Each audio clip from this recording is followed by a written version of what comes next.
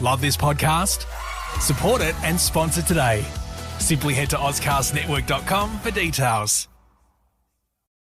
Bank of the West is offering the 1% for the Planet checking account. It gives back 1% of the account's net revenue to the planet at no cost to you. There's no monthly service charge with any deposit per statement, and there's no minimum balance required. The 1% for the Planet checking account, only from Bank of the West. Learn more at bankofthewest.com/1%. Additional conditions apply. Member FDIC. The Bachelorette and Friends. From first love to happy ever after. What's that? From dating to dick pics. Oh my. Oh no! The Bachelorette and Friends.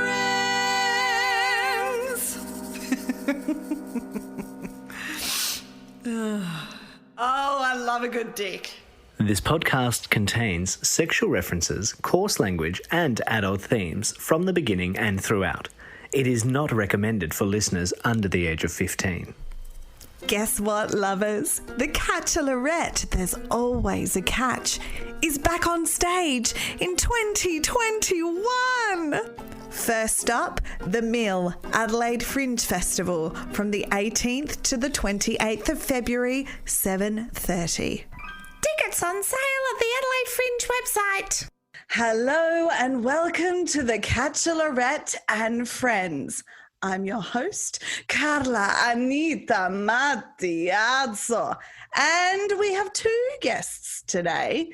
The first guest is Rich J. He's a comedian, he's an MC and an actor. And we have Matt Eberhart. He is a singing, dancing, smiling banana man. Welcome to the podcast, boys. Hello. Hello, it's great to be here. Thanks for coming on. So let's get straight into it. We start off with crushes first. And every question I ask is for both of you, right? So whoever wants to go first is completely up to you. So we usually start at first crushes. Can you remember your first crush? What happened around that story? Matt's so eager to tell you. Sure, I can't remember my first crush. I'm jumping in here. So when I was living in Japan, my mother ran a daycare facility at the place. And there was one of the girls who stayed at the daycare. Her name was Courtney. And I had a crush on her, and she was my girlfriend there. My mom didn't know, but in kindergarten, she was my secret girlfriend. And Matt was only 14 at the time. How did it go from just a crush, Matt, to a secret girlfriend? And why was it a secret? Well, because my parents had strict rules, no dating till we're 16. That was really... I don't understand this rule. So many parents have it. Why do you think your parents had that rule? I think my parents were conservative Christian, and that was their way of kind of protecting the kids. I mean, it didn't really work because I think most of my sisters and I also had a girlfriend, so it didn't actually do anything. It just made it more secret. But isn't that terrible? Hey, how them trying to protect you actually forced you to not be honest with them, not be open as a child and family member. That's the danger. In middle school, you have problems and you can't tell your parents because you can't have a girlfriend, you know? What about you, Rich? What was your crush? Tell me about your crush. Well, I actually also had a girlfriend at a very young age. I was in grade 1 at school, and her and I would go and peck. I remember pecking her. We did the little ones. And get this, I was whipped from a very early age. Under her advice, every time that we coloured something in at school, which was a lot, you colour things in a lot in grade 1. Under her, not even advice, under her disciplinary advice, I had to do a line down the middle, and one half had to be pink and the other half had to be purple. But I'm cool with that. I actually quite like pink and purple. Purple's my favourite colour. So, I think that's mainly because of her. But I don't remember her name. I was only 6. So I'm interested in the split of colour. Why? Why was that a thing? I don't know. It's pretty advanced fashion, though, isn't that? Pink and purple, they go together. So maybe she's fashion designer these days, or a colour stylist. So do you think that whipped behaviour or trend, so to speak, do you think that that was a pattern throughout the rest of your relationships in your life, Rich? I guess yes, until I sort of became an adult, and then I stepped more into my own ownership of who I am and what is right for me. But yeah, I think through high school, and I'll tell you when it was. It was when I moved over to London. When I moved over to London, I kind of did that thing where you reinvent yourself. And that's when I became rich instead of Richard as well. So that was when I sort of became more owning my identity and didn't just do what to please others. Right. So you went at it from a different angle. So how did that shape the women that you attracted then, Rich? Because if you're doing an internal shift with yourself, did you notice a change in the women you were attracting? That is a very good question. I know. And, yeah. And I think it's a loaded question as well, because I think you already know the answer. But yeah, definitely. London is the melting pot, right? And so you just have all different cultures and people, and people are sort of allowed to be whoever they want to be in London. There's not as much social pressure because people, you can get lost in the big pool, the big pond of fish, right? And so yeah, I was a personal trainer as well when I first moved to London. So I went over as a personal trainer and just dated a lot, basically. And this was pre-online dating. I just stepped into a confidence that I didn't have when I was in Australia, and bit the bullet and just asked people out and dated quite often, and therefore, yeah. And would do that thing where the worst thing that can happen is rejection, right? So heck, I'm just gonna go for it. Mm-hmm. And so managed to attract people that would have previously probably been out of my league. Right. So, okay, speaking of out of your league, and don't worry, Matt, we're going to get back to you in a sec. So out of your league, do you still subscribe to that concept? Because I don't believe in it anymore. I used to, but I don't believe in it anymore. That, again, is great. You can tell you've done this before. I think I don't believe in it because what I find attractive, what I might have considered out of my league in the past, I do not find attractive at all now. This fake nails, lots of makeup, platinum blonde, straight hair, not offending anyone who looks that way. You do you, boo. But those sort of hierarchical, attractive features that people would put on a pedestal, that does not attract me at all anymore. That to me is like, how women will, and not all women, I'm generalizing, but say someone shows their skin to gain attraction, they do. That's not a security. That's more of an insecurity, if you ask me, because that then sexuality and exposing yourself is all you have. Whereas really nowadays, as a grown man, I'm much more attracted to what a person has on the inside. Okay, on that point, and I love that a lot, but on that point, I was brought up a Catholic, right? And my parents were quite conservative in a lot of ways, and they're not in a lot of ways. But my mum used to hate the fact that I used to show cleavage. So once I became confident in my own skin, I would lean towards more stuff that shows off my cleavage. So in your mindset, that would be an insecurity. Is that what you're saying?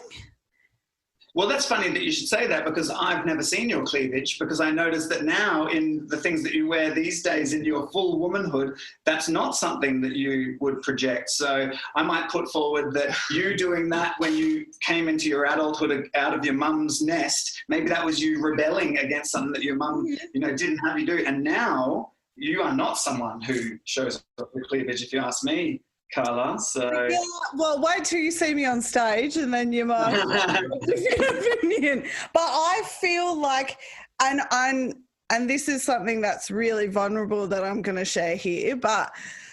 Like I'm the heaviest I've ever been. When I was about 17 to about 23, I was undiagnosed anorexic, right? So like the majority of my life, I've been really tiny. And then probably the last 5 years, I've allowed myself to be a woman. Like I've allowed the curves, I've allowed all that stuff. And since doing that, I feel more confident wearing tighter stuff and a bit more like revealing stuff. Whereas in the past, even though I was stupidly skinny, I was not celebrating my body like I do now. It's an interesting paradox.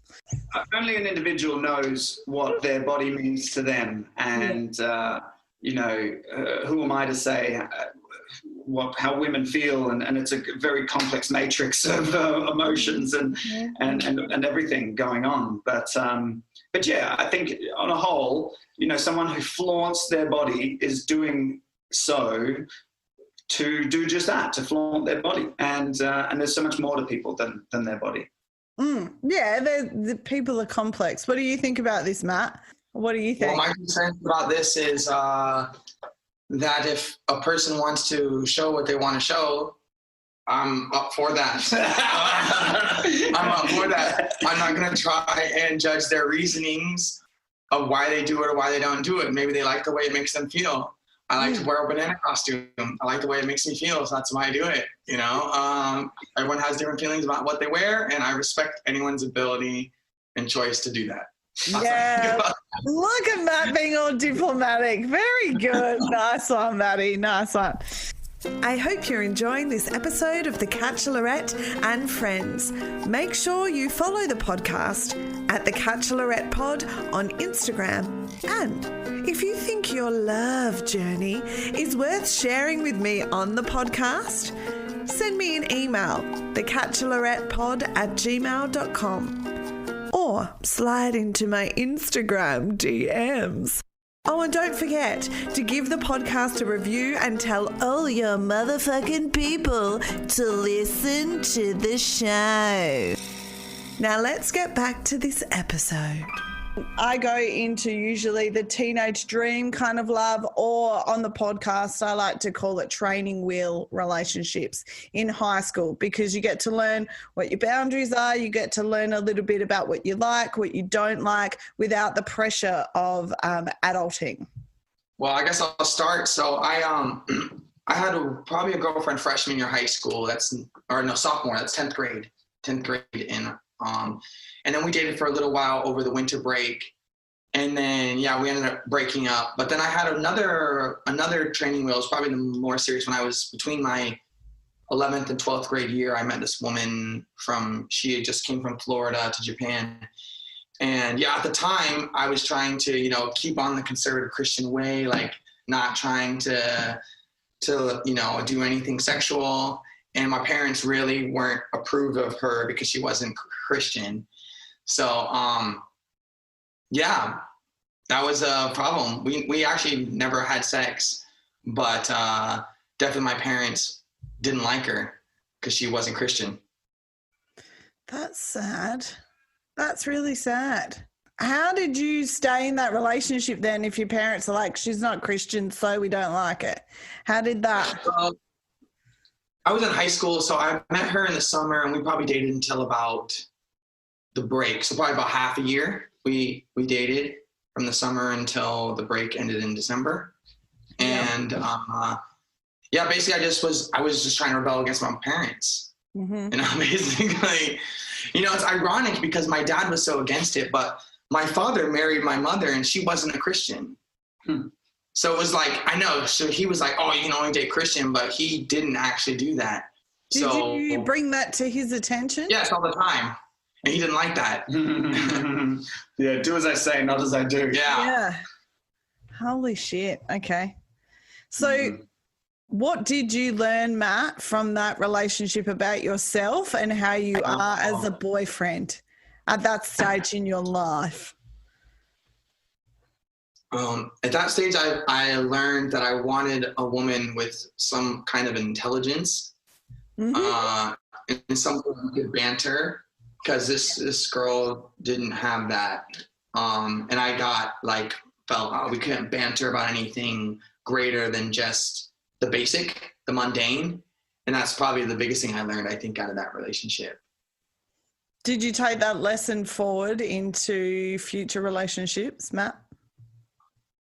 I tried, but I definitely, I tried, but there are times when, I would meet the woman and we go out a couple of times and I was like, she just doesn't have like the desire to talk about anything beyond the basic, something a little bit more metaphysical, intellectual. And and then I would always generally get bored with them. Yeah, that's fair. And that's, I think, what I learned. How about you, Rich? Oh, hey. You were quick to pass on that. Deflection. I'm not talking what I learned, all right? Don't leave me alone.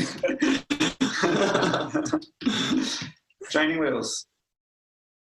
Yeah, I had a big one. Mm-hmm. And definitely contributed to who I became, especially when I went overseas. But my first real girlfriend, as I'd say, I was in grade 12 and she was in grade 11 at school. So I was 1 year older. And at the New Year's party after graduation, after I finished school, she still had 1 year left. She cheated on me at the party that I was also at with a guy that was in the year above me. And you know how at that time in your life, that's age difference is so important. So she cheated on me at a party that I was present at, which was pretty brutal. Oh, Jesus. How'd you find out? I think I found out, I think I saw something happening on the night, but definitely found out through friends the next day because I stayed the night at the party. It was my friend's house that the party was at. Right. It was poor behaviour. Pretty harsh. But, how long were you together at that stage when she decided to go for the guy older than you? Oh, I don't know, 3 or 4 months. Oh, okay. That had an impact on me, obviously. How could it not? Yeah. And then I was, but then I sort of, when I went over to London, I sort of stepped into this. And it's funny because this is quite therapeutic, in fact. You're welcome.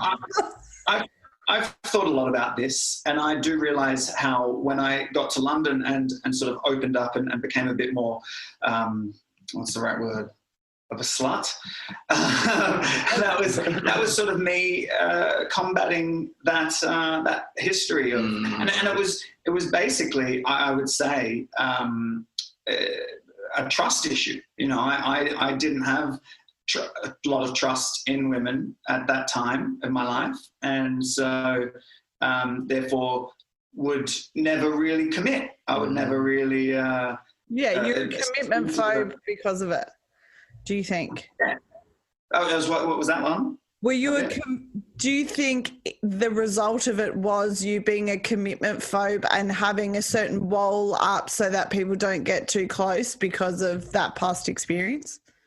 The second part I agree with. Commitment phobe, I don't know those words, that don't resonate with me. Commitment phobe. Phobia is an irrational fear. I don't think I had any irrational fear. I was cheated on by someone that I was in a relationship at a very young age. I think that's quite rational to then not trust someone, So I did the second part you said about, having walls up or not allowing people in out of fear of then being mistreated again. Yeah, that was real. Sure. So after the training wheel relationships and then you going into the big wide world, like for example, you, Rich, you went to London, and Matt, I don't know where you were in your young adulthood. Let's talk about your most serious relationship. Sure. I guess I'll start. Go for it. After high school, I was studying to be a pastor, actually. So I was trying to keep on the straight and narrow. And I wasn't drinking, wasn't smoking, wasn't anything. Then when I was 20 years old, I met this woman. She was half Japanese, half Filipino. I was living in Japan. We worked together at the same kind of food court. I worked at a different place. And we dated for about a year. She was my most serious girlfriend. She was the first girlfriend that I ever slept with. First girlfriend that I really like committed to. We basically like lived together. And similar to kind of what Rich said, at the end, there was this other guy who really liked her. And he was like, I like you. I want to marry you. I want to be with you. And I was like 20 years old. And I was like, look, I'm not going to marry you now. Like, if you want that, then, you know, that ain't going to happen with us anytime soon. So she told you that. She was like, there's this other dude. He's promising me all this shit. You're not delivering. Did she tell you that shit? Yeah. Wow. Yeah. Because I knew that he had liked her. And then we kind of, and I told her, I said, look, I want what's best for you. And if that means not being with me, then I'm not going to stop you. Wow. And then, because I wasn't ready to marry her. I was 20 years old, making $8 an hour, maybe $10 an hour, you know? And I was actually, at the time, thinking about going back to the United States, but I ended up not doing that. I ended up getting a better job in Japan. But regardless, I wasn't going to take her with me. I decided that. And then, so she ended up cheating on me with this guy. And then we broke up in October, and then he got her pregnant in December. Sweet. So then, yeah. Are they still together? I think so. Wow. And that Can I ask a question about that, Matt? There's a few things there. When you were in this relationship and then she brought this new man issue to the table, did you or had you already made up your mind that there was an expiry date to this relationship, that you knew that there was going to be some ending? Because it sounds like, irrespective of that dude that came in, you already had kind of gone, well, I'm not taking this one with, like, is that an incorrect assumption, or am I? It's a correct assumption. You know, we were there, and I at first I was like, oh, maybe I'd marry her. But then afterwards, I was like, towards the end, I realized she was not a person that I wanted to marry. And also that it was going to be better for me to go back to the States, because I really wasn't doing anything in Japan. I wasn't moving forward in a career or anything like that at the time. And I knew, like, yeah, to bring her back, the visa is going to be difficult. So yeah, I had decided that. And so it makes, you know, good reason for her to, you know, find someone else. Yeah. She was 24. She was a little bit older than me. And at the time I was like, oh, 24, maybe she's ready to get married. Now I'm 28 and I'm like, oh, 24 is still a little young. But, you know, at the time. It's intense. It's interesting though how at the time sometimes when things end, it can be devastating in the moment, and the way in which it ended can be destructive. But in the long run, it actually is beneficial to where you are in this moment. Like, without that, you wouldn't be here doing this stuff, you know? Yeah, for sure. And definitely on the back of what Rich said, and I'll let him get the next question, is like, after, you know, I found out she was with the other guy, and she was kind of seeing both of us at the same time. Mm-hmm. I also became very distrustworthy, and to be real with you, I took it out on the other women that I was seeing, you know, like, you know, it was just like, they don't have any respect for me, or no, not they, she didn't have any respect for me. So now I'm not going to have respect for anyone else. And it culminated in that. And I recognized my behavior wasn't positive after that, and how I treated the next women I was seeing. Easy. It's so easy though, that I've done a lot of work on, just because that relationship was like that and that man was like that, it does not mean all men are like that. Like, I don't ever, and that's why I've stayed single for so long, because I've wanted to work on all that baggage and all that shit, because I don't want the love of my life experiencing karma that actually belongs to past guys and has absolutely nothing to do with the guy I end up with. Like, I'm very conscious that is a thing, and people subconsciously do that. Things can be triggered when you least expect them to. So it's so important, like, it's very important to be aware to not take that onto somebody else when that's actually not the new person's problem. That's the last person's problem. Richie Rich, hit me with it.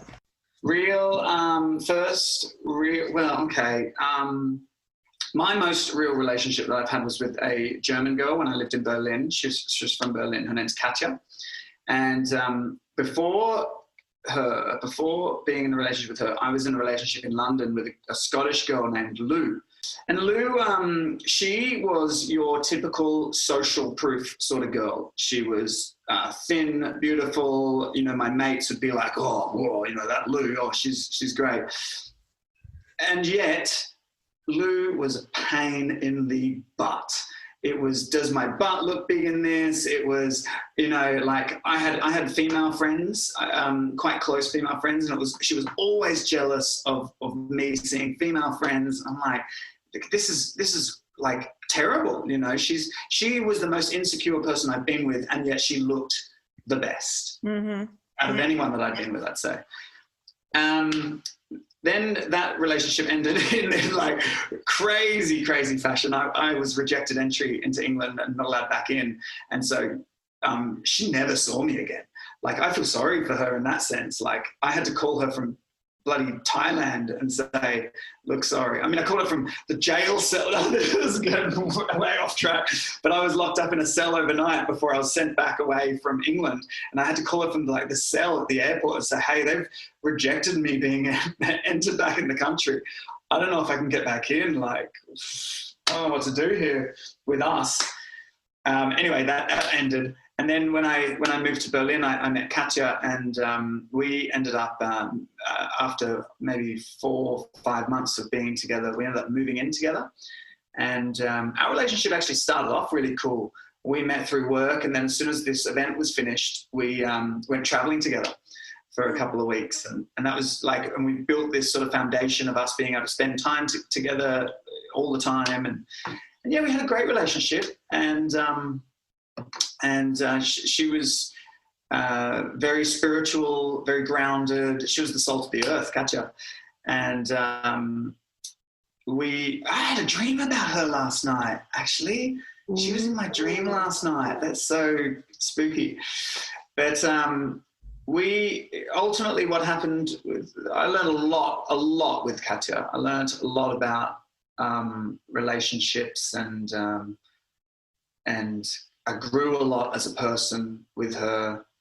And I think what happened was ultimately similar to Matt. I realized that I don't want to have kids with her.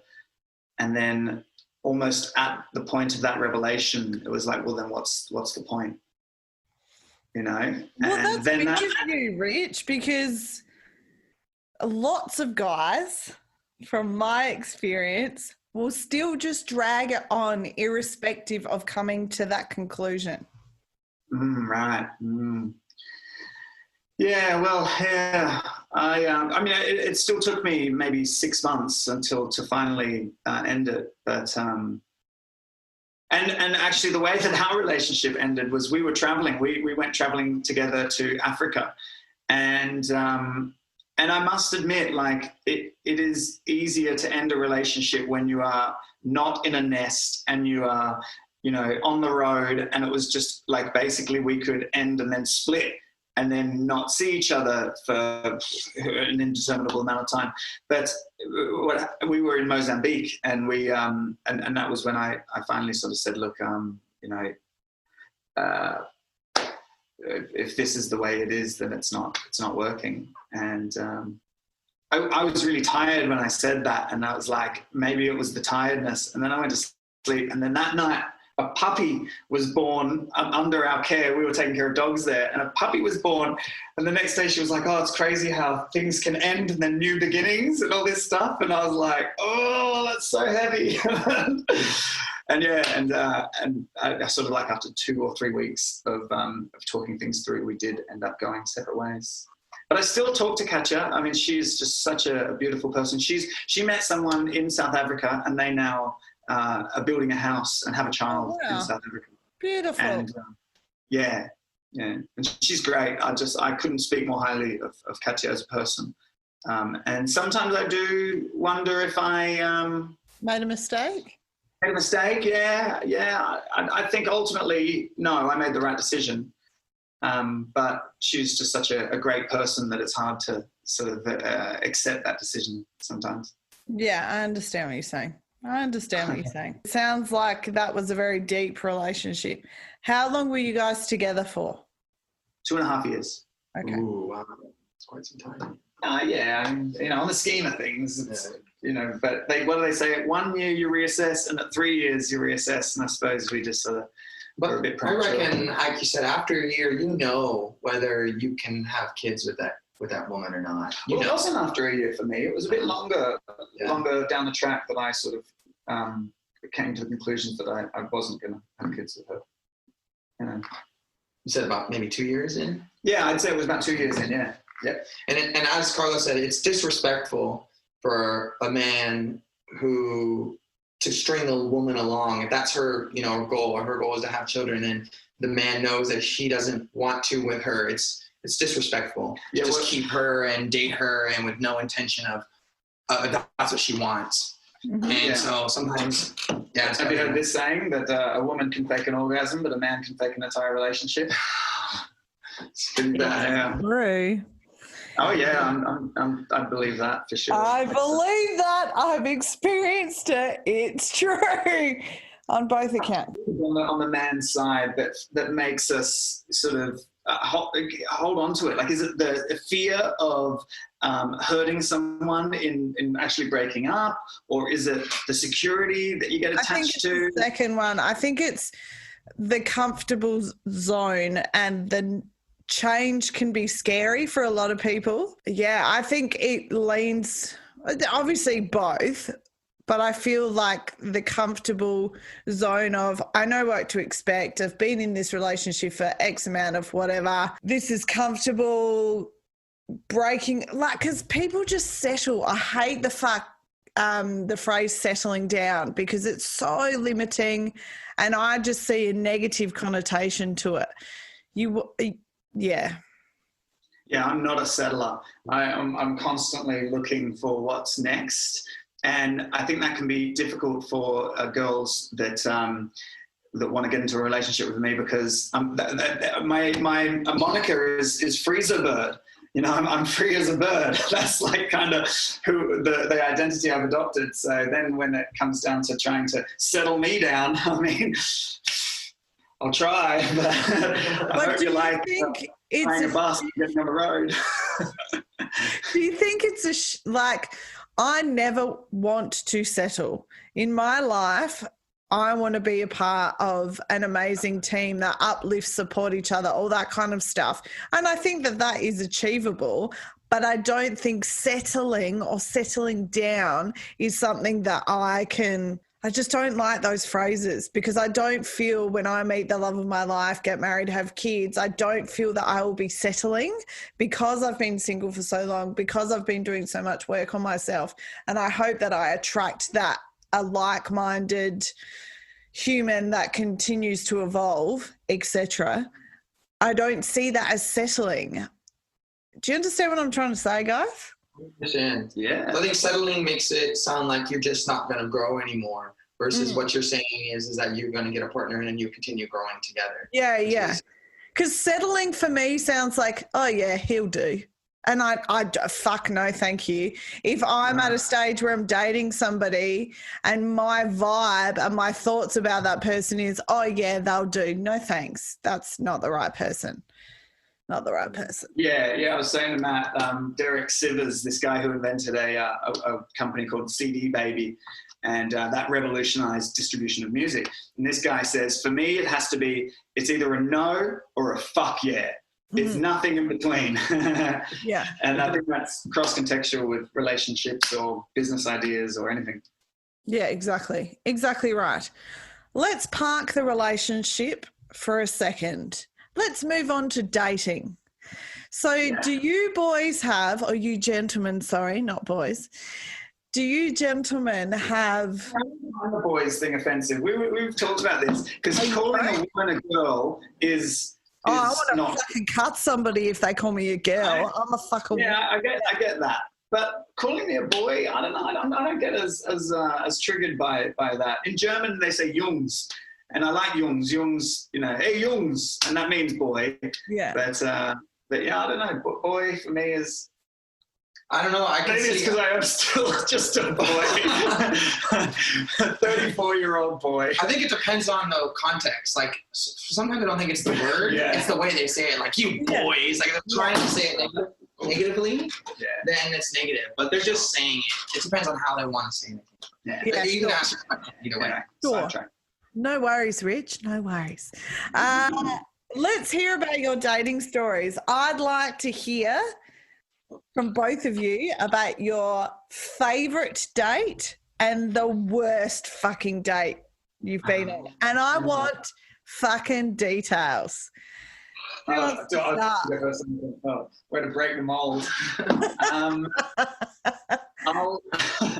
I'll start with worst date, because I'm struggling to think of a favourite date. But worst date, I went on a date with a girl named Kay, and my last name is Rich J. My first name is Rich, my last name's J. So if we were to get married, it would be KJ, which I found funny. This was in London. She was one of those presenters on QVC, the shopping channel. So she was that sort of fake nail, prissy girl, and she was very pretty and very outgoing, very confident and lovely. And we went on a date to this nice, fancy pub, which is an oxymoron, I know, but it was a really fancy pub. And while we were there were a bunch of these lads, like proper rugby lads. Mm-hmm. And one of these lads came over and just like started blatantly hitting on her and like totally trying to pull her in front of me.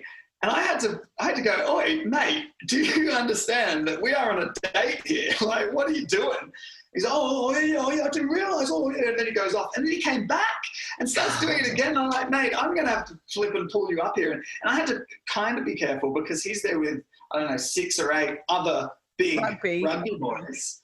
And, you know, they could have turned on me, but I had to sort of be strong in my place and let them know that this isn't on. And then eventually Kay and I, oh yeah, that's right, geez. So I like to party, and I went to a warehouse party. This is at the time we'd maybe been on 1 or 2 more dates at this time after that first date. Mm-hmm. And I went to this warehouse party, and the warehouse party went until, I don't know, early the next morning. And I came back, and she worked around the corner from me, from where I lived, and I was coming in the taxi with my friend Sophie, and I saw Kay. This is me, like, off my head. I'd spilt bloody red wine on my shirt, so I was, like, looking like an absolute mess at, I don't know, 8 or 9 in the morning. And I see Kay, and Sophie's like, don't go talk to her. Go straight home. I'm like, okay, yeah, we're going to go straight home. Yeah, sure. And I got out of the taxi. As soon as the taxi was out of sight, I turned and ran towards Kay. And I caught up with her. She's on her way to work, you know, ready to fucking go be on TV. And I'm like, oh, it's so good to see you. Oh, Lord, I've just been partying. Oh, Lord. I'm like, off my head, there's like yelling at her or whatever. And she's just like, what is going on? And yeah, never heard from her again. I wonder why. So that was a bit of a disaster story. So the worst day that you had been on was because somebody else was trying to cut your lunch? Yeah, I love dates. I generally have quite good dates. Yeah, dates and job interviews. I just love them. I don't know why. I go in and I get to talk about myself. So shit. What's not to love? Oh man, I can only imagine what the listeners are thinking.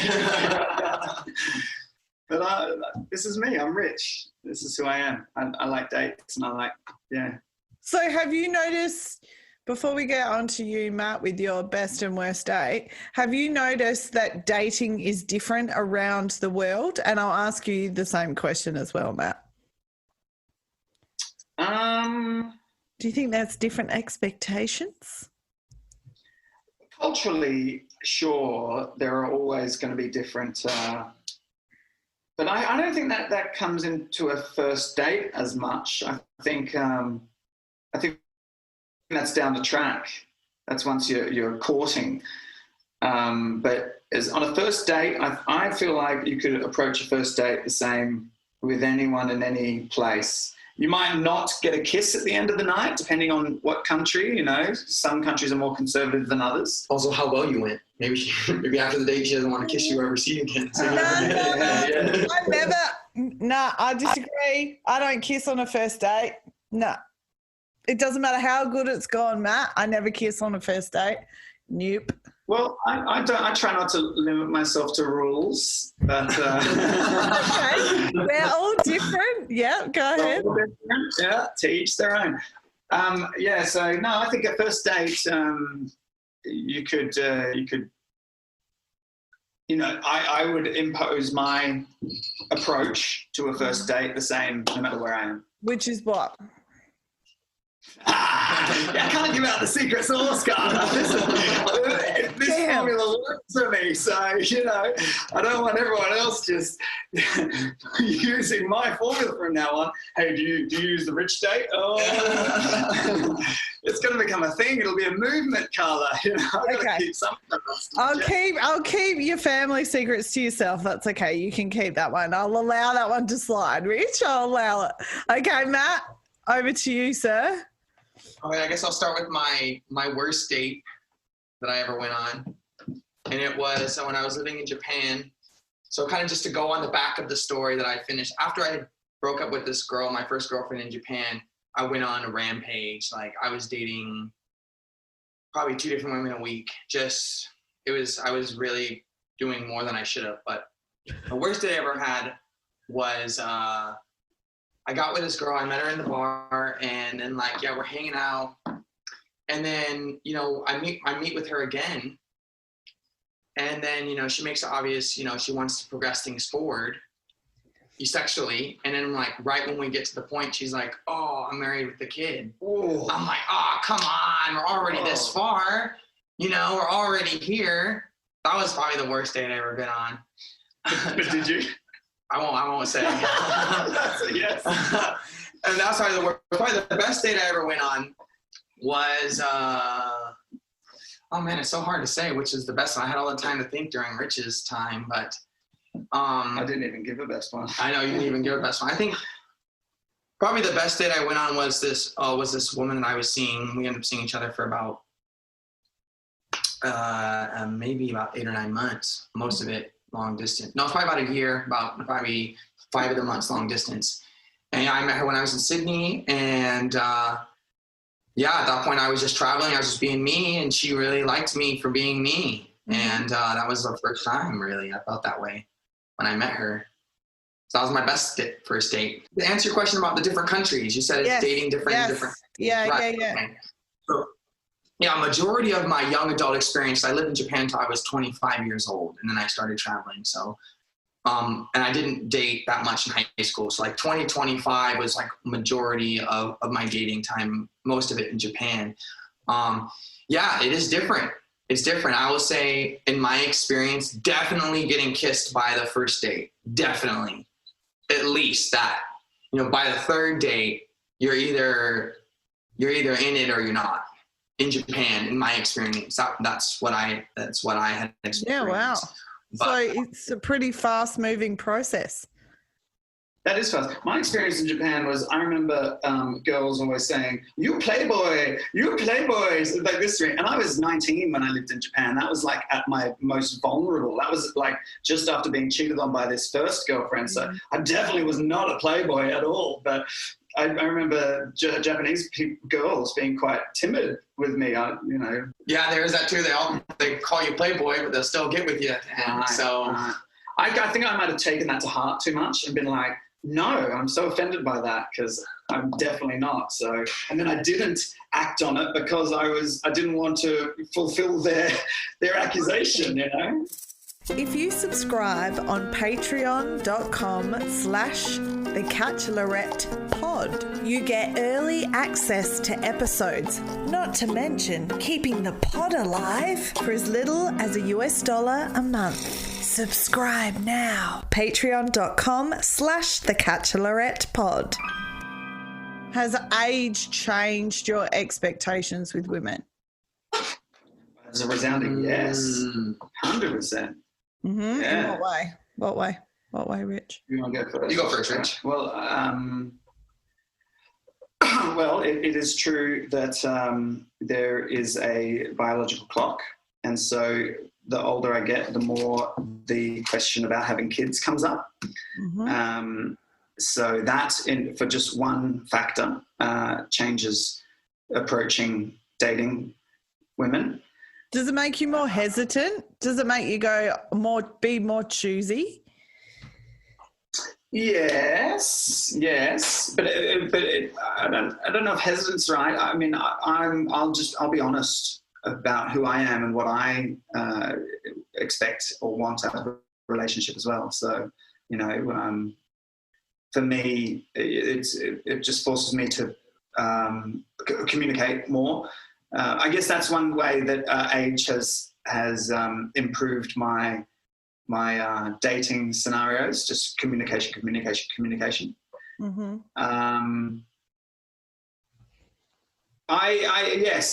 Choosy is a good way of putting it. If you are looking for, because you're looking for different things when you date, right? Sometimes you're looking for a relationship. Sometimes you're just looking for someone to hold.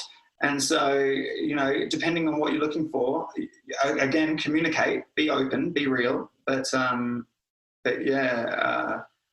if I was looking for, if it was a relationship that I was looking for, then very selective now.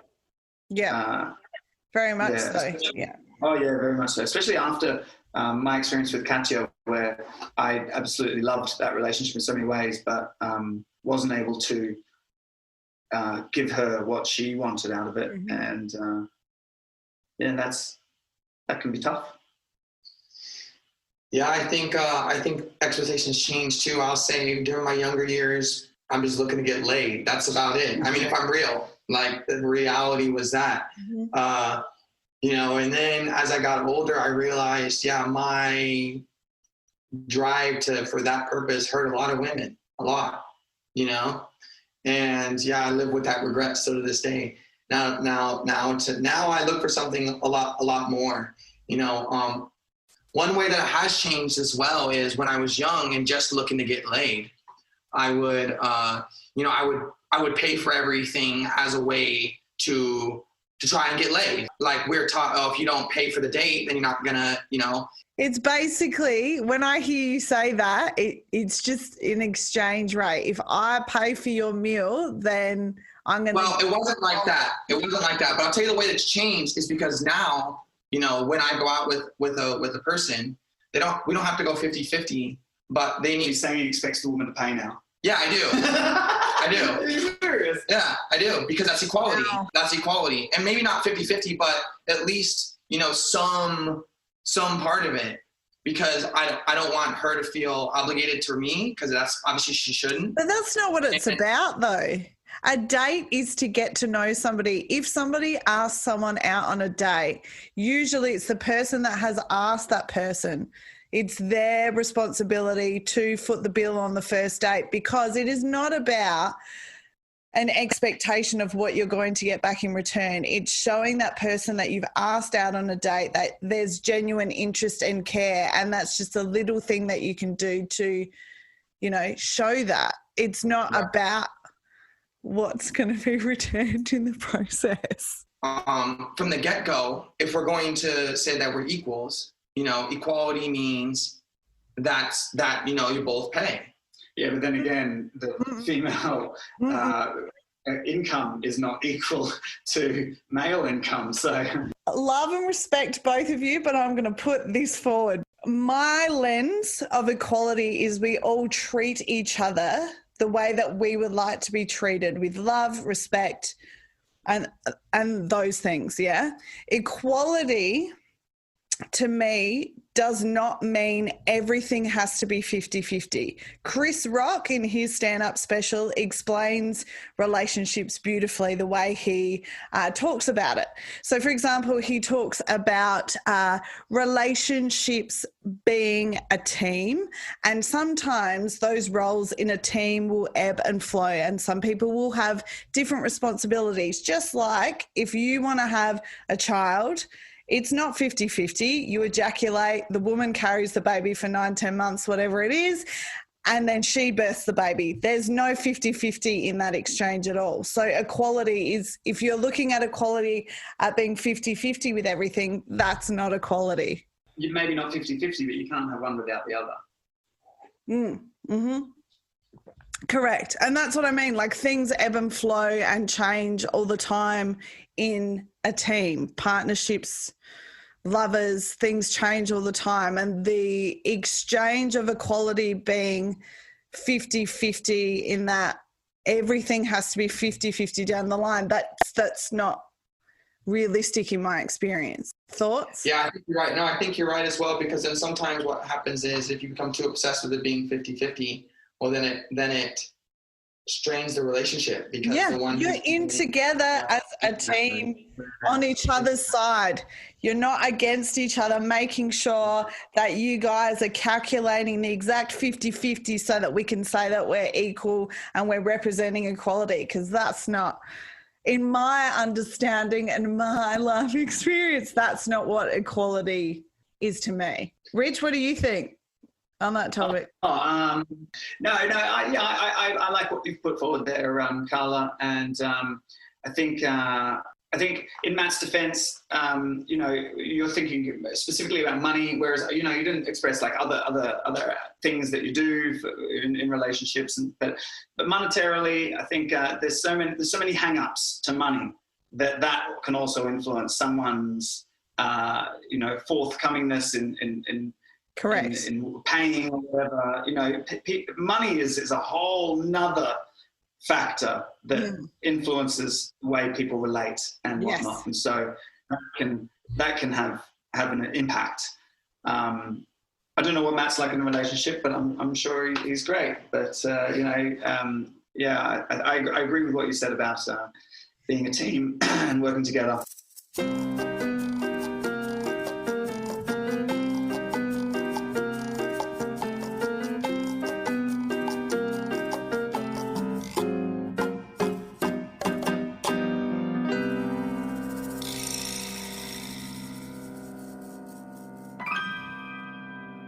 I've noticed, I'm relatively new to Adelaide. I've only been in Adelaide for 6 months. Although I was born here, I grew up elsewhere. But I have noticed that there's quite a large demographic of lesbians in Adelaide, especially young lesbians, around Rundle Street, Rundle Mall, and a lot of the cafes and the bars that we go to. This young, empowered women's lib movement is very strong in Adelaide, stronger than other places I've lived and been. And I've been thinking about, like, what is the cause of this? And, on one level, I really think that the cause is just shitty guys. It's just guys being like Aussie guys. I don't get what's up with it. I spent like 13 years abroad, and I come back and I'm just like, what the hell? I hear the way guys talk to girls in the city sometimes. I'm just like, this is disgusting. Yeah. This is disgusting. Yeah. And it really does. On one side, it shocks and appalls me. And on the other side, it really boosts my confidence in myself, because I absolutely do not and will not address women in such a way. And look, I can't apologize on behalf of men, but I just sort of think that, guys, if you're listening out there, do better. Stop being so expectant. One of my favorite quotes is how does it go again? Turn your expectation into appreciation. Turn your expectation into appreciation, and you won't have problems in life, because we expect so much, but actually, if you're just grateful for what we have and what we have.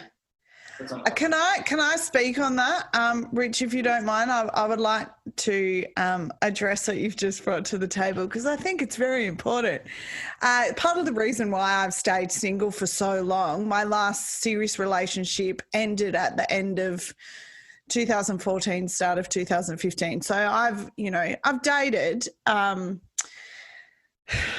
My understanding is that we are a conservative state, And there is a lot that plays into the expectations, like you were saying before, expectations of the roles of men and women in South Australia. I have been a part of different circles due to the relationships I have had, very different socio-economical groups due to those relationships. And what I have learnt is that chauvinism, misogyny is not dead in Adelaide. It is still very much alive. And unfortunately, because of the statistics and the ratio of more single women than there are men, there is a lot of settling happening. And throughout that settling is where that continues. It's really disappointing. It's really disheartening. And I don't know how those patterns of behaviour will change because they are in South Australia. And from my experience, and this is going to piss some people off, but in my experience with dating in Adelaide, the majority of men are lazy as fuck. But their expectations are lofty of the woman, right? And I'll give you a specific example. A lot of men I have encountered in the last 5 years during my dating journey refuse to go down on a woman but expect head on the regular. Oh, that's bullshit. That's crazy. I love us men. We must do our duty. We must do our duty. But you know what I mean? Like that base expectation of I must receive everything with no fucking effort is infuriating. Yeah, but hey, on the flip side of that, my experience in Australia is that girls are not too forthcoming with that. Like when I was, my time in America, that was kind of like, okay, so there's a joke, Bert Kreischer does a joke where he talks about how his wife, you know, she managed to lure him in with the carrot, you know, the carrot instead of the stick. And the carrot is blowjobs, you know, he's like, she just gave me enough blowjobs until I became her husband, you know. Whereas, like here, I mean, personally, and I'm not bashful in saying this, I love going down on girls, and I hope my mum doesn't listen to this. but I would tend to do that first. That's the first thing always, and because my idea is that's me giving, and you can't receive without giving. And so I tend to start any sexual engagement with that, but then often it's not reciprocated. And like, cool, whatever. I'm never expected or forced it, but I definitely find that in Australia, girls are not. Maybe it's because of the reason that you say. Maybe it's because guys out there are generally expecting it and not giving it, and so therefore that it's done a 180. And yeah, and maybe the women, and I'm saying maybe here because this is not what I subscribe to, but maybe women have just gone, well, I'm sick of being the one doing it all the time. I'm just going to put a line in the sand and be like, it's off limits altogether, which is, look, again, not what I subscribe to. And my experience, look, I could have easily gone down that road because my experiences have been in a couple of my relationships where I've given in all different facets of the relationship. And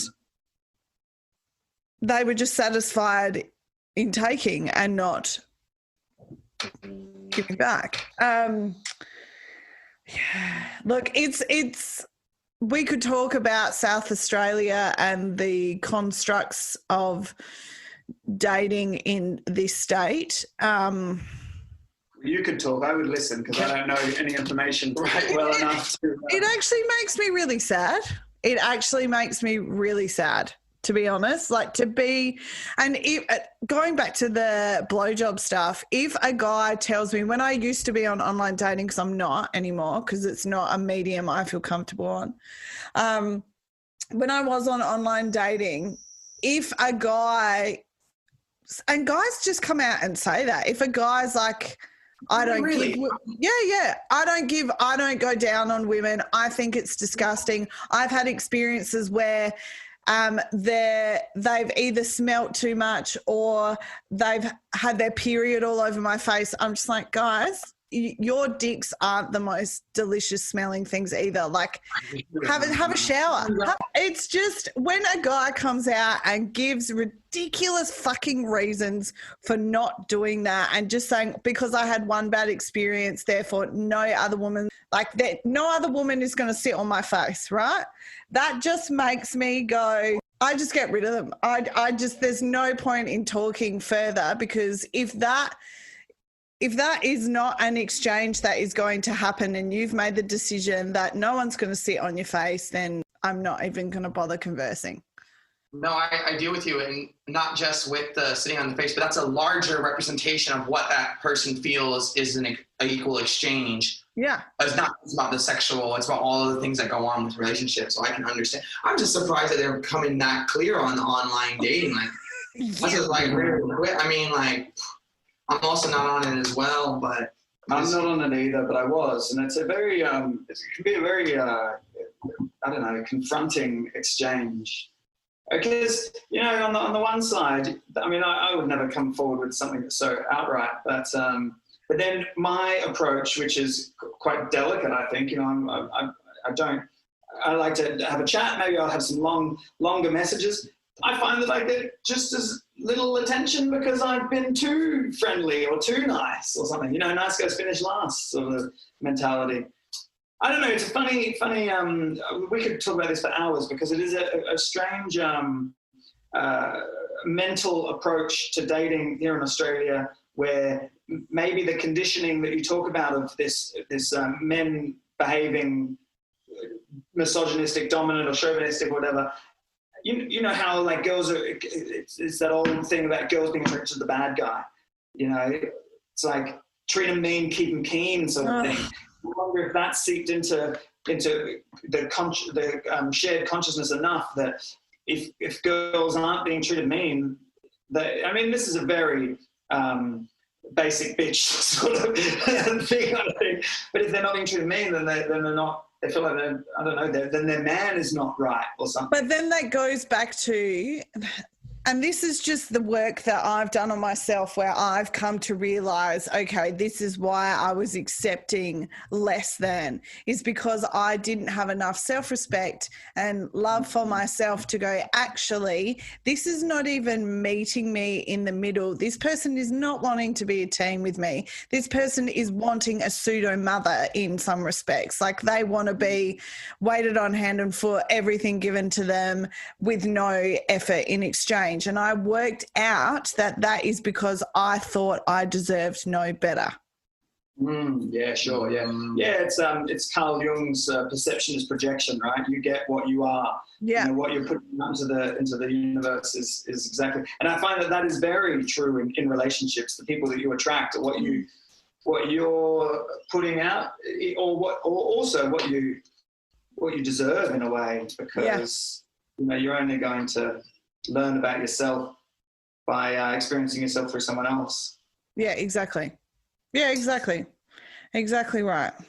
Oh, we could talk about this for a very fucking long time. Very interesting conversation.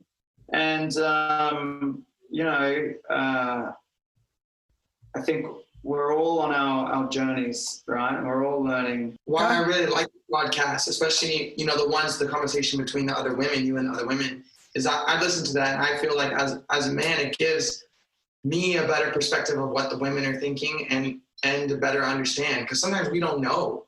We just don't know. And I think this podcast, what you're doing, is great. Thanks. Because it allows us to have a better perspective of things. So keep it up. Thank you, Matt. That's really sweet. Do you think the fact that we don't know certain things about the opposite sex is because we don't ask the questions?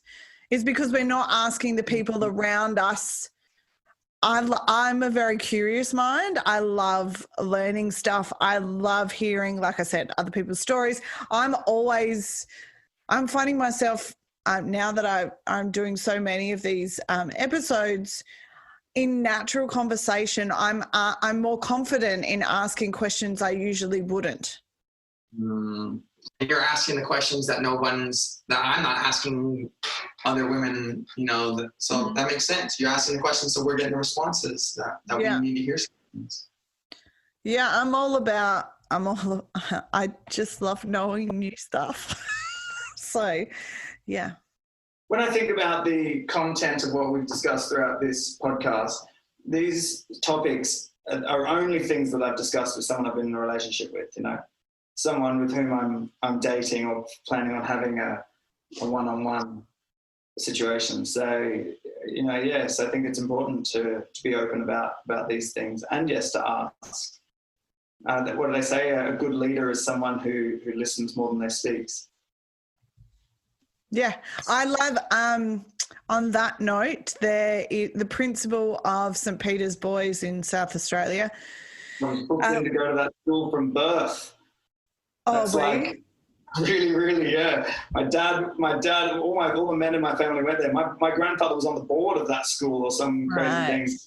But my parents divorced when I was 6, and Mum moved us to the Gold Coast, and I ended up going to not St. Peter's. But I'm curious to hear what you have to say about this. Okay. I have no opinions. I used to be a teacher, and I went and heard him speak at the new principal, and he was fantastic. And something I resonated with strongly was the concept of the higher up, because he was talking about being a principal, the higher up the leaderboard you go with leadership, the more you are there to serve.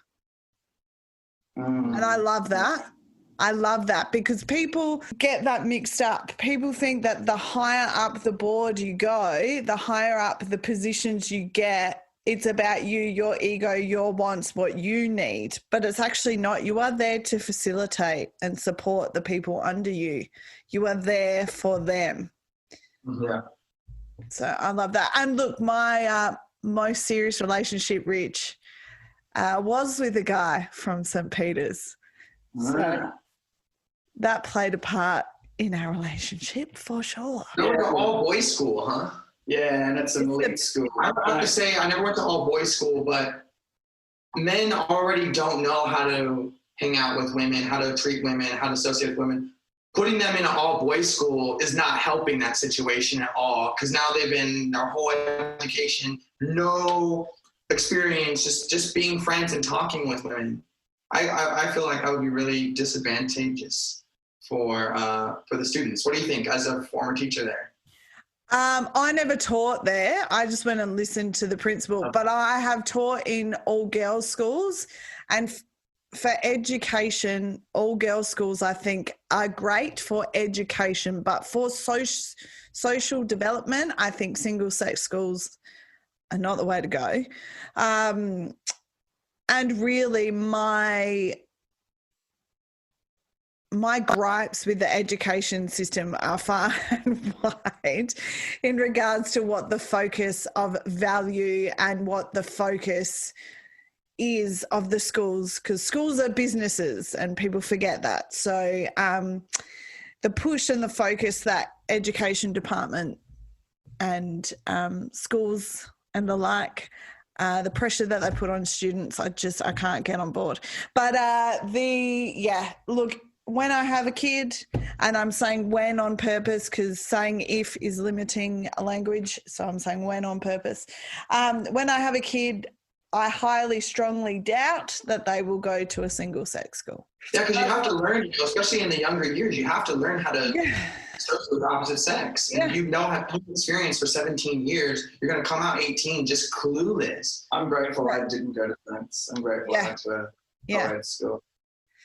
Yeah, I definitely, as I was saying to Ross last week, there is a strong emphasis for me when I have a kid on them being a conscious, good, kind, worldly, helpful person. I'm not necessarily interested in them being the top 1% of their class with their marks. Effort, kindness, it's a whole nother podcast. Whole nother podcast. That's a kettle of fish. That's a good point. And just for the listeners who wouldn't know, you're referring to Ross Boss, the guy who runs Cranker Comedy on Tuesday night. Great night. If you're looking for a good comedy night, I think it's the best in Adelaide. Just a little plug there. So now that we're plugging, let's plug your stuff. Tell everybody what you're doing for the Fringe, you two. Well, who are you, Matt? Well, two of us, we have a duo show. Who are you, though? I am Mozart the Banana Man. Yay! The infamous busker of Adelaide. Yes, Banana Man. I'm like pineapple on pizza. You either love me or you hate me, but either way, you know about it. And we're doing a show around the world with Mozart the Banana Man. It's a kid's show where Rich and I are doing it. The concept of the show is we're going to take kids around the world in 4 different countries to try and teach. We're going to India, China, Ethiopia, and Indonesia. And through song and dance, we're going to teach about the country, and then between the song and dance, that's what Rich and I are doing. Yeah, we're really proud of this show, Carla. It has a great message, really fun songs. And yeah, I mean, the sort of main point is about helping kids to be curious, curiosity over animosity. That's what we're trying to influence and inspire. And just that there is a big wide world out there with people who might look different, but at the end of the day, we're all people with the same emotions and whatnot, just different advantages in life. We're very lucky in Australia that we at least get to go and experience these cultures. I love that. That's gorgeous. That's a gorgeous message. Bravo. I love it. I'm really looking forward to presenting it. And if anyone who's listening has children in their lives, this would be a great one to come to. And I did co-write it, so that's maybe a biased opinion. But no, we set it out with the sole intention of it being educational entertainment. Great. Excellent. Yeah. What else are you guys doing? Because I know there's more. Well, Matt will be busking throughout the entire festival as well. Rundle Street mainly, is that right? Yeah, Rundle Street for the road closure. Yeah. So he'll be visible to one and all in his yellow banana suit. There it is. I've got a couple of other shows. Oh, we're both in the Immature Amateurs? We're both in an improv group, the Immature Amateurs. That's our improv. Definitely immature, but are we amateur? You decide. Come along. The Immature Amateurs is great. We have the linchpin is Jai, who is a multi-instrumentalist. He plays piano, guitar, saxophone, trumpet, flute, accordion, trombone, everything. And he's a sweetheart. He's lovely. Oh, he's an absolute legend. And so he plays music, and we perform to it. There will be 3 songs through every little bit. There are 3 bits through the night, 15 minutes each, so it's a 45-minute show. And the audience gives the suggestion. And then we do it. Yeah. We do it short form improv. It's me and Rich and then 3 other players. Yeah. Right. 2 other players. 3. Yeah, because Jai's not. No, yeah, Barb, Derek, and Rob. And all performers. So really, really fun, that one. And we're doing 3 nights of that. That's at the Griffins in March. And Rich also has his own solo show. Don't forget to say about that. Oh, how could I forget that? It's called Being Rich But Dying Trying, instead of Get Rich or Die Trying, because I'm already rich.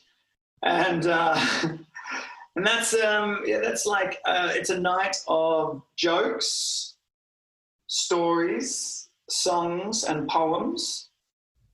And that ranges, I don't know, through my life and my travels. And it's a little get to know you. It is like that. Yeah. Yep, you both came to my preview last week, and thank you for coming, and that was really fun. And it was great to have your feedback and to make it the best it can be. I've been working very hard on this show. Excellent. It's my first 1-hour, one-man show. Excellent. Awesome. Yeah.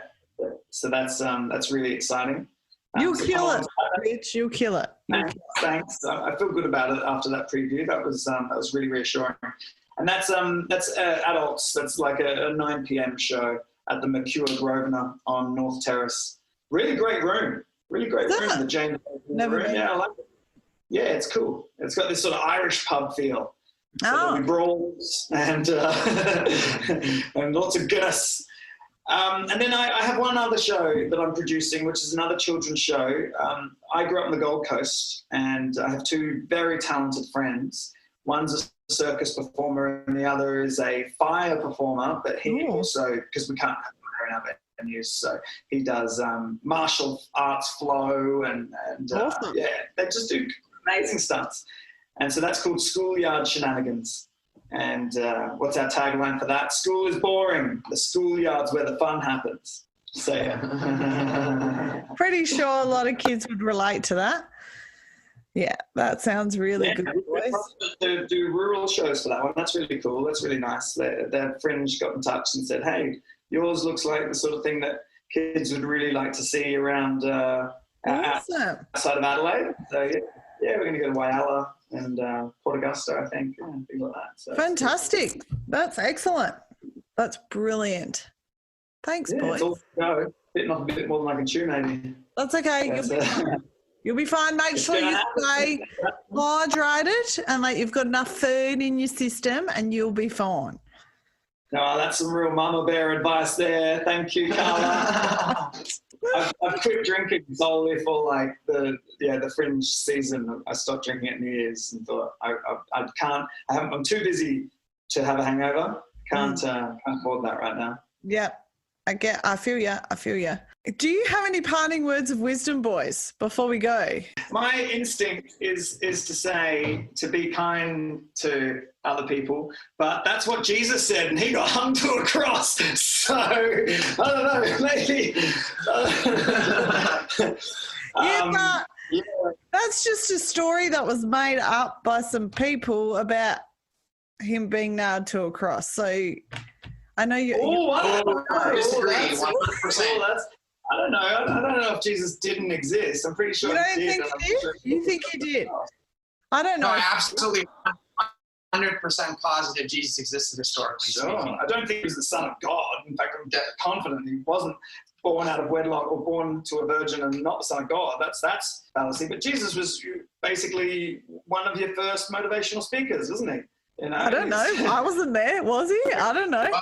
We're getting towards the end of the podcast, and I don't know if you want to bring this up now, but as a person who's studied to be a pastor and then leaving the church for various reasons, I'm still very confident that Jesus existed as a historical figure. In fact, I would argue that there was more evidence that Jesus existed as a historical figure than Julius Caesar, than Plato, than other ancient figures of the time.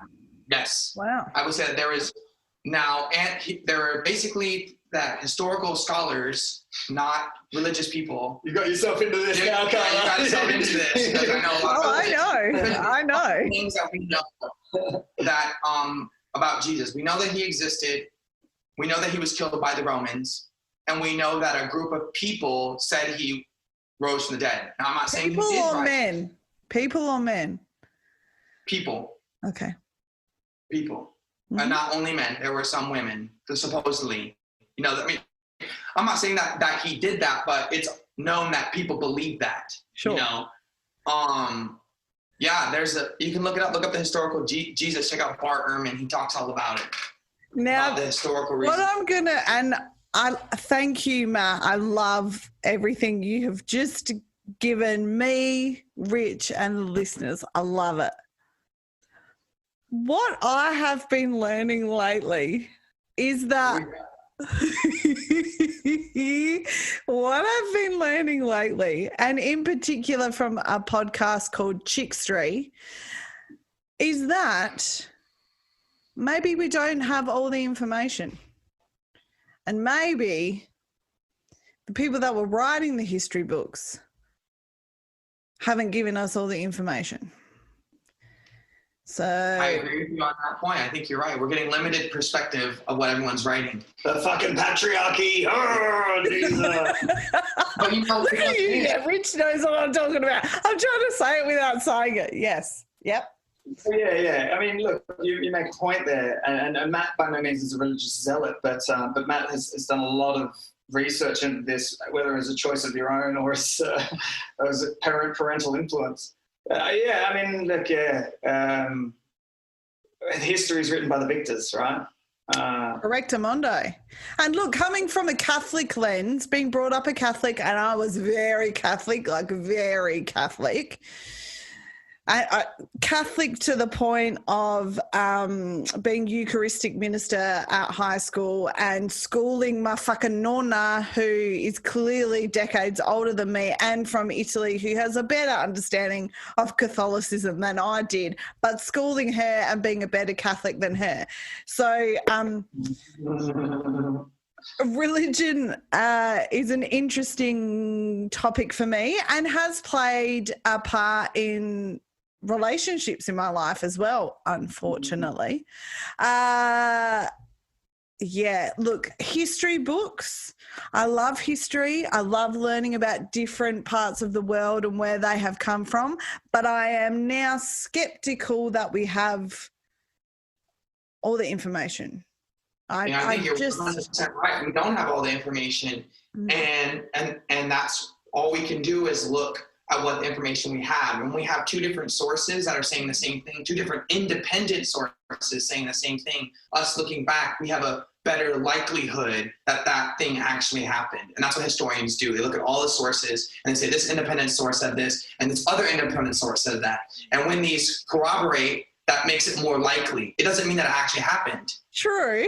This is true. But there's literally parts of history that have been specifically left out for mass control of the masses. There's been, like, in history. Of course, it's still happening. I mean, correct. Fucking correct.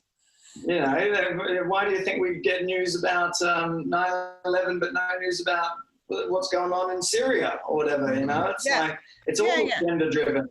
So that's a whole other thing. I personally like the Buddhist scriptures and his parables, like the lessons that Buddha said. Fucking hell. There's this great one, if I can share one. This woman came in absolute agony about the death of her child. And she went up to the Buddha and she said, look, please, can you help me to cope with the death of this child? And he said, okay, yes, I will give you a task. If you can please go to talk to every person in every village from here until where I'll meet you next. Just go and talk to them and ask them, please, if they've, had known of death in their life. And she says, okay, yes, I will. And so she goes and talks to everyone, finally gets to meet the Buddha on the other side. And he says, okay, what did you learn? She's like, oh, absolutely everyone has dealt with death. And it's just like he was constantly just educating people to realize that death is a part of life, or to realize something else, it's his lessons, were out of this world. I mean, all of them were. I mean, Jesus, of course, also had great parables and lessons.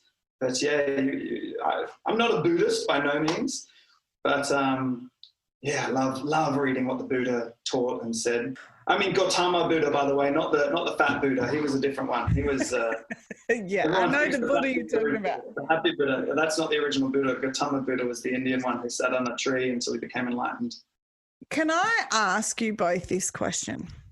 Sure. Do you think it is easier as men to take history and the lessons from history that have been, like Jesus, like Buddha, given, all this wisdom to the world? Do you think it's easier as men to take these things on board than it would be from the lens of a woman per se? Well, before you say anything, Matt, I think that's an unfair question because we can only speak from the standpoint as men. That's right.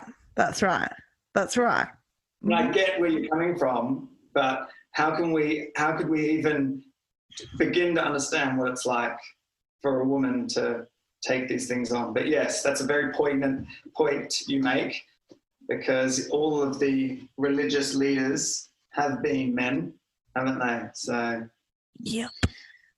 Most of them have been men, but I'll say this: in the early church, in Acts, it's talked about women being in leadership. But that also being said, the Bible makes very clear in that they shouldn't. No, you're right. No, Timothy. No, it does. Oh, it is right. Oh, no, shit! Timothy says, I was only joking. in First Timothy, in first or Second Timothy, which is actually First or Second Timothy is debated among critical scholars. It was actually written by Paul, but it says the office of an elder is reserved for a man. It does say that.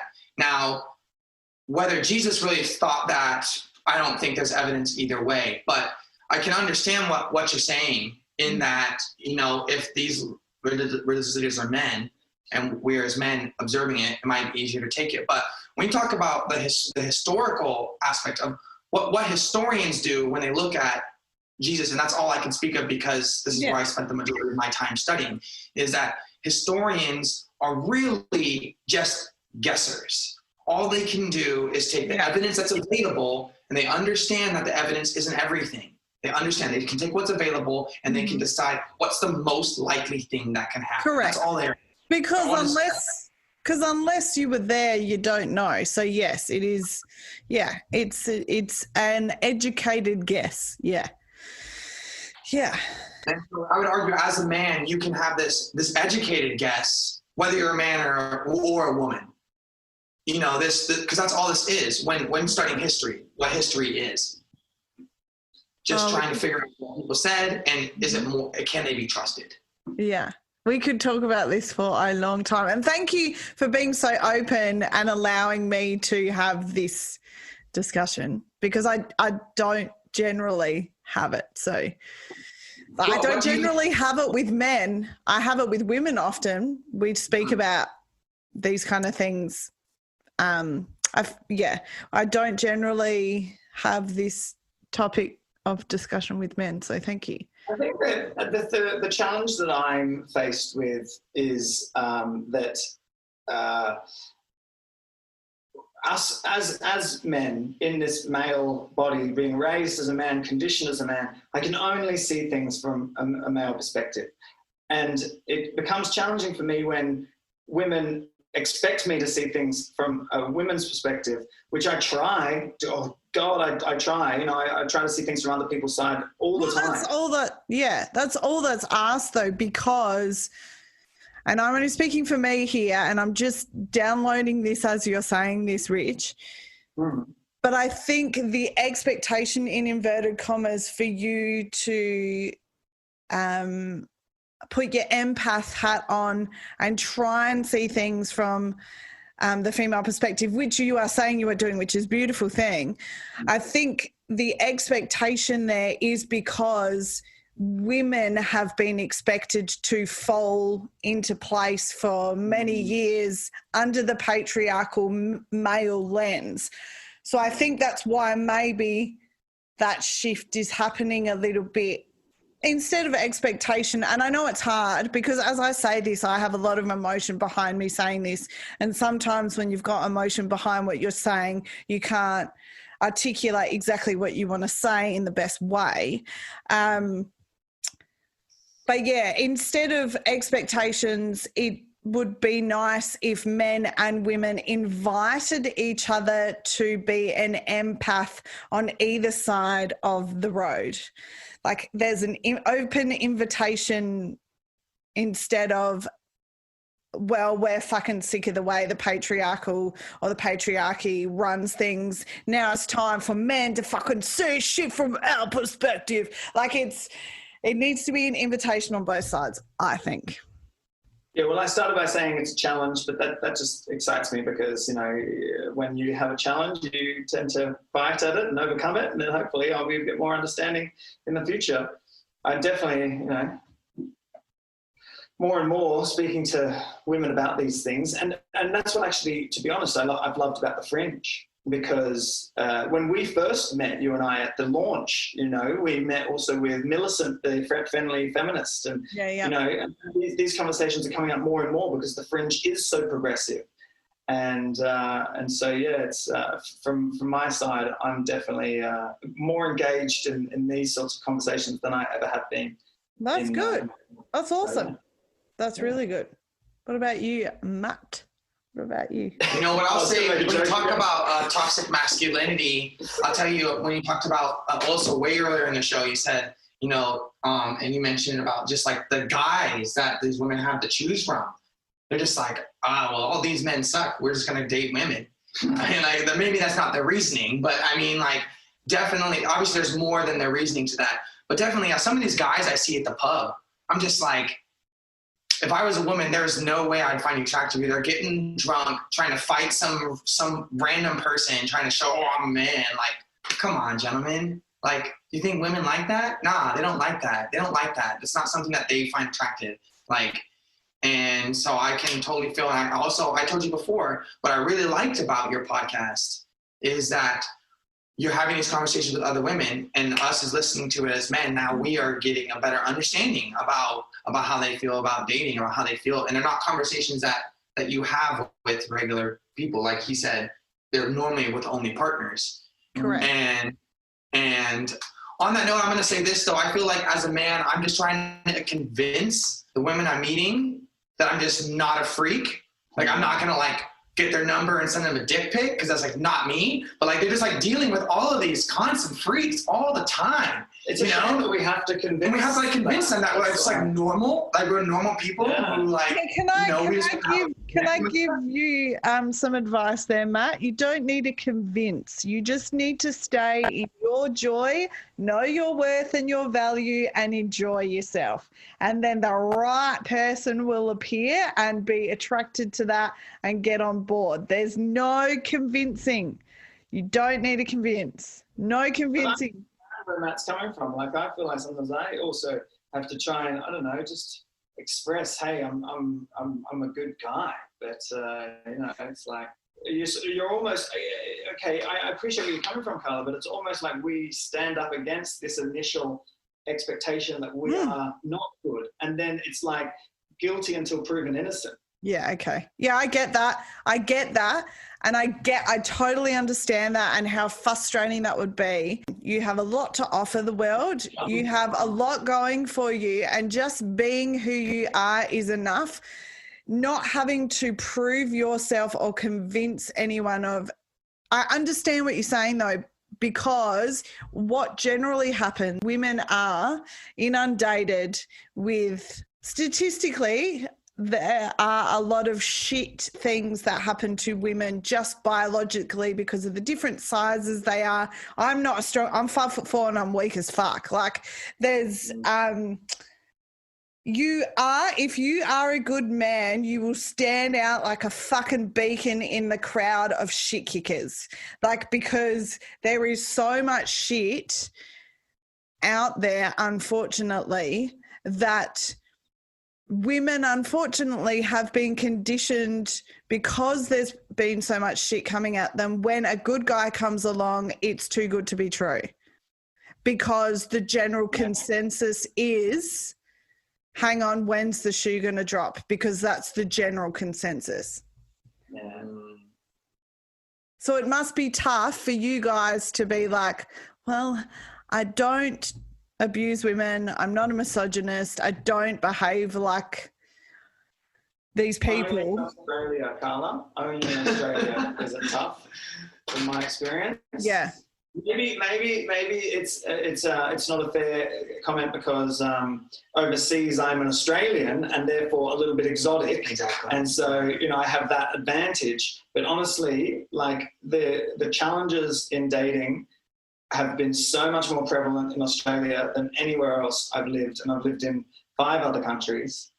And it's a crazy dynamic here. Yeah. Speaking from personal experience, I understand that perspective completely.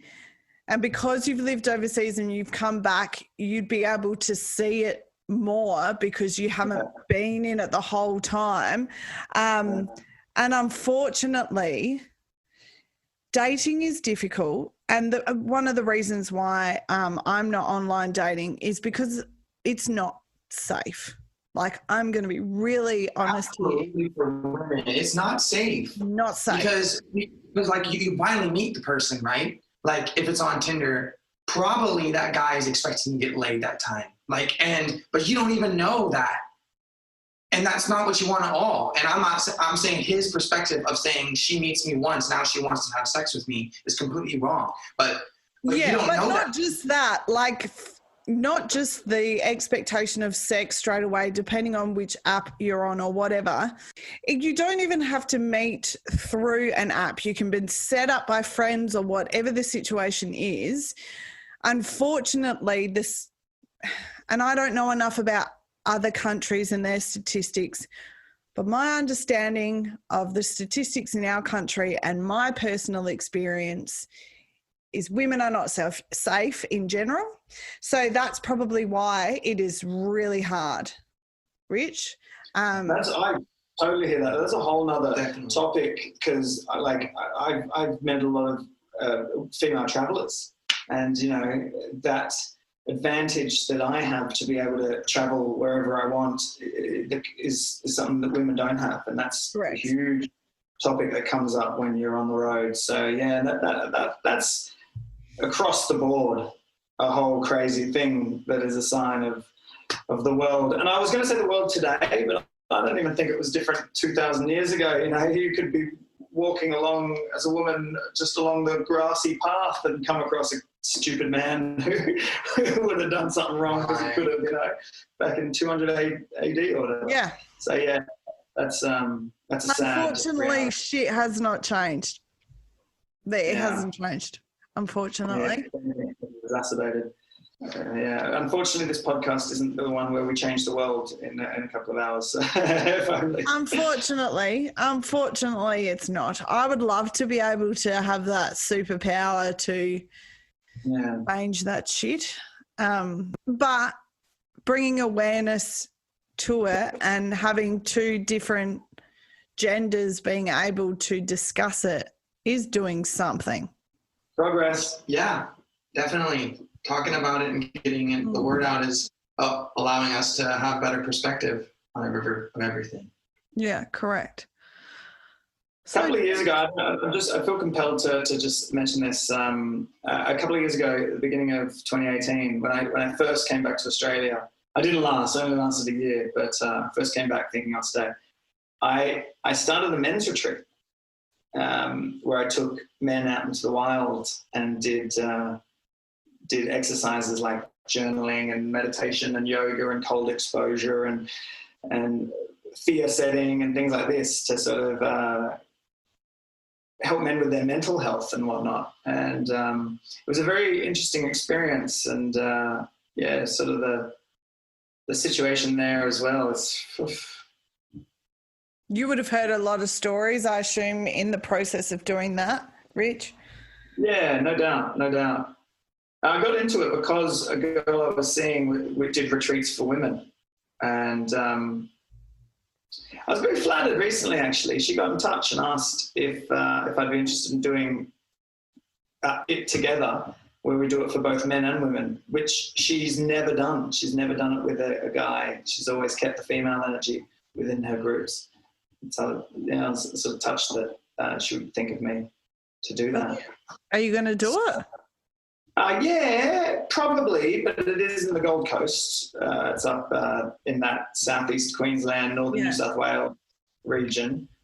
So it would be after Fringe and all that stuff. That sounds really cool, man. That sounds really cool. It would be really cool, I reckon.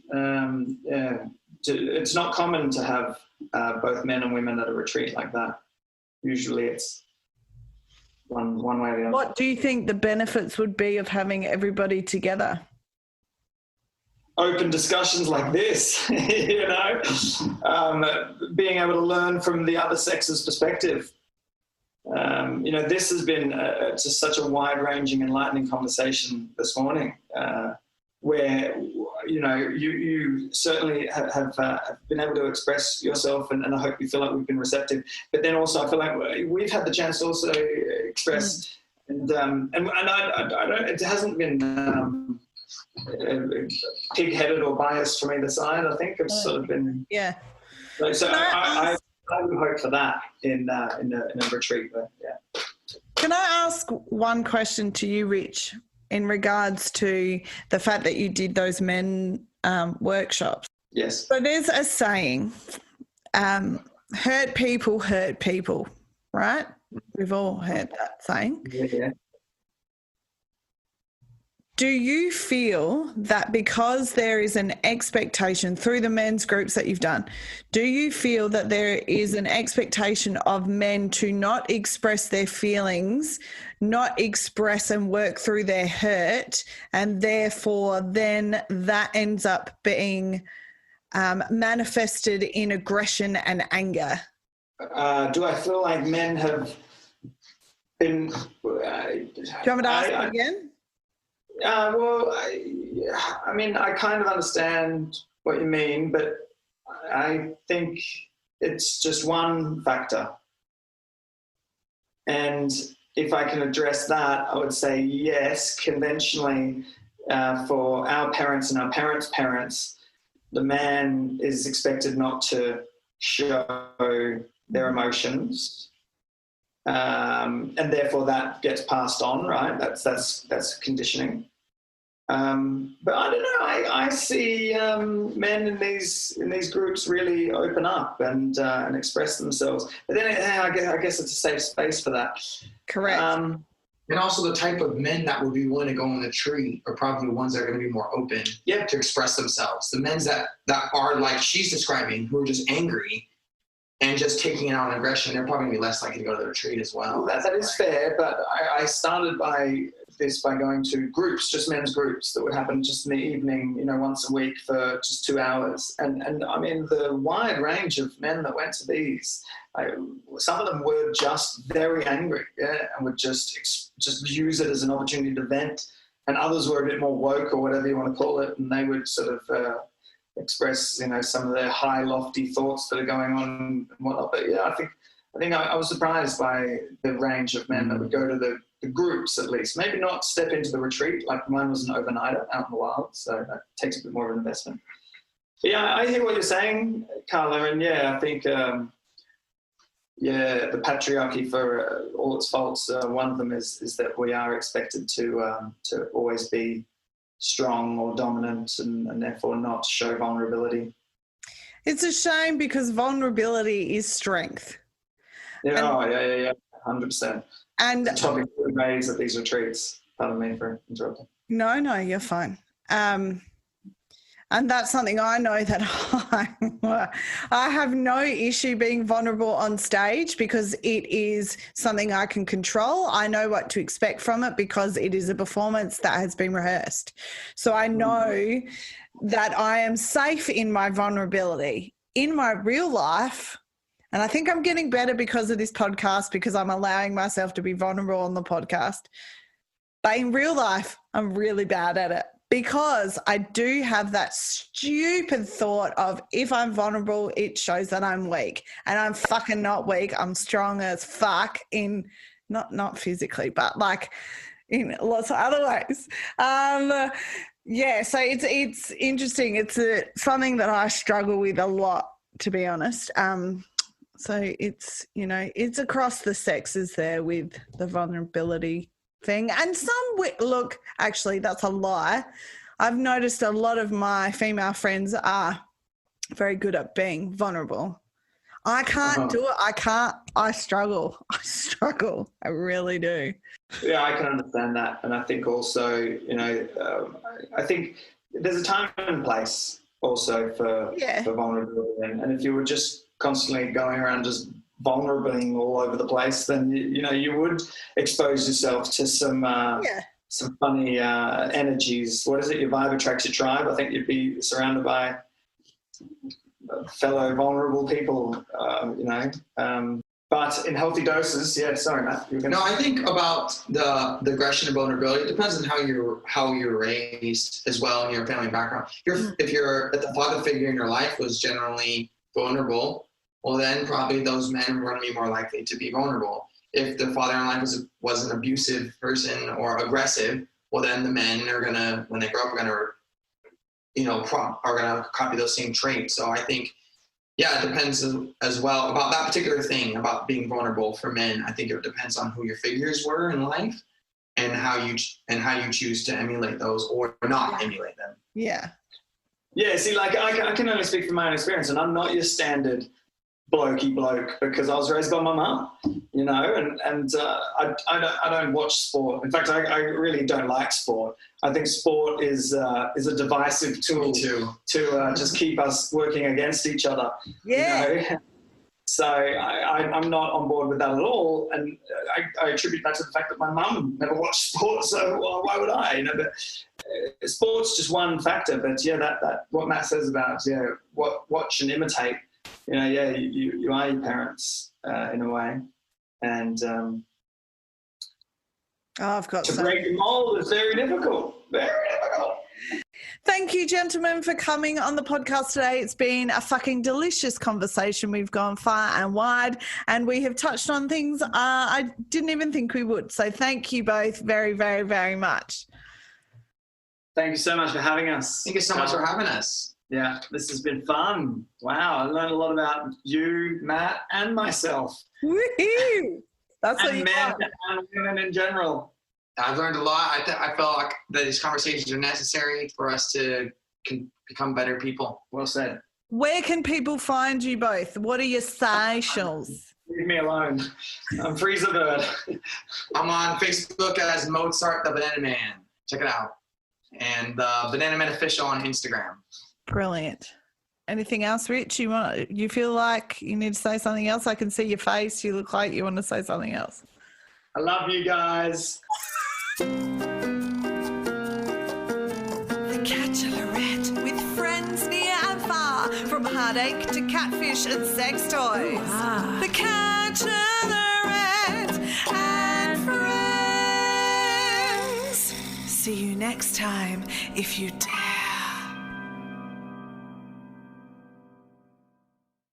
Bank of the West is offering the 1% for the Planet checking account. It gives back to the planet at no cost to you, and there's no monthly service charge with any deposit per statement. Only from Bank of the West. Learn more at bankofthewest.com/1%. Additional conditions apply. Member FDIC. Love this podcast? Support it and sponsor today. Simply head to AuscastNetwork.com for details.